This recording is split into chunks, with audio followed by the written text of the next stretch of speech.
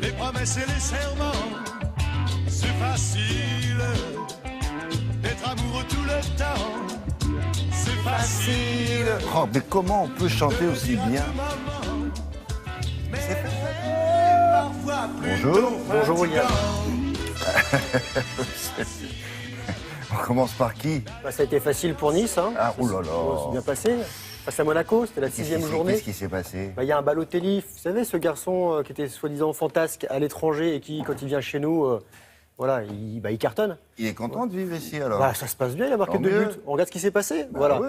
Regardez ce match. C'était le derby azuréen, comme on dit, entre Niçois et Monégasques. Des Niçois qui, chez eux, n'avaient plus battu Monaco depuis 2011. Et hier soir, ils ont écrasé ces Monégasques 4-0. Le capitaine des Aiglons, Paul Bess, montre l'exemple de la tête en début de rencontre. Et la meilleure de jeu, Mario Balotelli, donc double la mise, aidé du poteau. Ça fait 2-0. À la pause, 68e minute, Balotelli, encore lui. L'Italien a marqué 4 buts lors de ses 2 derniers matchs de championnat, autant que lors de ses 44 précédents.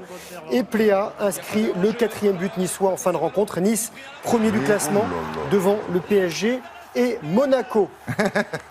Belle démonstration également de Lyon qui a largement dominé Montpellier 5-1. Corentin Tolisso et Nabil Fekir ont inscrit 2 buts chacun.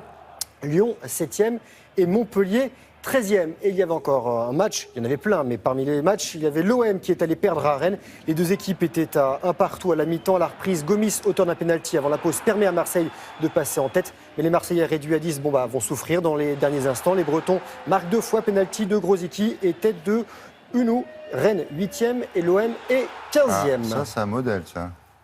Ça vous plaît? Non, mais un modèle du genre. Comment il faut mal. faire, comment il faut se lever, pied d'appel, tout bien. Bon, qu'est-ce qu'on a On a d'autre? du tennis à Metz, en Moselle, et ça se passe bien pour les Français qui étaient en lice hier. On va commencer par Julien Beneteau. Regardez, il est actuel 238e mondial. Il a très facilement dominé l'Allemand Dustin Brown, malgré ce beau point de Dustin Brown. Dustin Brown qui est 68e du classement. À peine 1 heure de jeu et une victoire 6-3, 6-2 pour Julien Beneteau, qui en quart de finale affrontera un compatriote français, le vainqueur du match entre comment il Pierre-Hugues fait pour, Herbert et Lucas Pouille. Courir avec... Avec cette masse Oui, capillaire, oui, c'est pas oui. évident. Hein. Victoire facile et rapide aussi pour Nicolas Mahut, l'Angevin 40e, a su se ressaisir après l'élimination de l'équipe de France en Coupe Davis ce week-end. Il a battu un autre Français, Quentin Alice, jeune Français qui a 19 ans, 154e mondial, le score 6-3, 6-4. Un petit mot de cyclisme avec la 3e étape du Tour du Benelux. Sprint à Ardoué en Belgique. Le champion du monde et d'Europe, Peter Sagan, s'impose. C'est sa 87e victoire en carrière. Alors vous parliez des cheveux de Brown, l'Allemand. Regardez les cheveux de monsieur Sagan sur le podium. Voilà. Ah oui, Sous le c'est casque, Mimi. il est 2e du classement C'est une général. perruque ou... Non, c'est ses vrais cheveux derrière Ah bon. l'Australien Denis. Ça, c'est la jolie Virginia Raggi qui est la maire de Rome. Et ben, elle dit non au JO dans sa ville en 2024. Elle refuse de soutenir la candidature de la capitale italienne, déjà extrêmement endettée et dans l'incapacité d'investir autant en avance. Alors Paris, Los Angeles et Budapest restent en lice et on connaîtra bien sûr le résultat en septembre l'année prochaine. Je voulais vous montrer de très belles images, William, pour terminer, parce que la France cartonne en parachutisme. Il y avait des championnats du monde à Chicago et la France Chicago. à Chicago. Voilà. Et dans le ciel de Ah, mais l'Illinois. dans la banlieue. Dans la banlieue, pas au-dessus de la ville. Regardez, l'équipe de France qui a montré tous ses talents, 13 médailles en tout, 3 en or, 6 en argent, 4 en bronze en action. Le voile contact à 4 rotations. C'est un saut à 2000 mètres,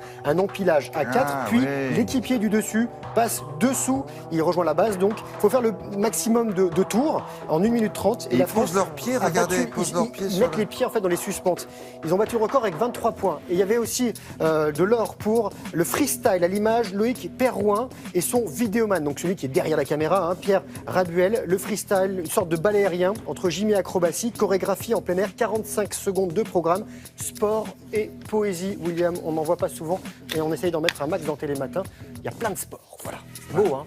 Il y a une jolie petite crête, lui aussi. Ah ouais, Il faudrait tous les mettre sur un podium, tous ces gens, les crêtes, avec les oui, là, au niveau les du dreadlocks, du les cheveu, ça... les perruques, c'est joli comme tout. C'est comme ça qu'on se fait remarquer avec les cheveux. bah...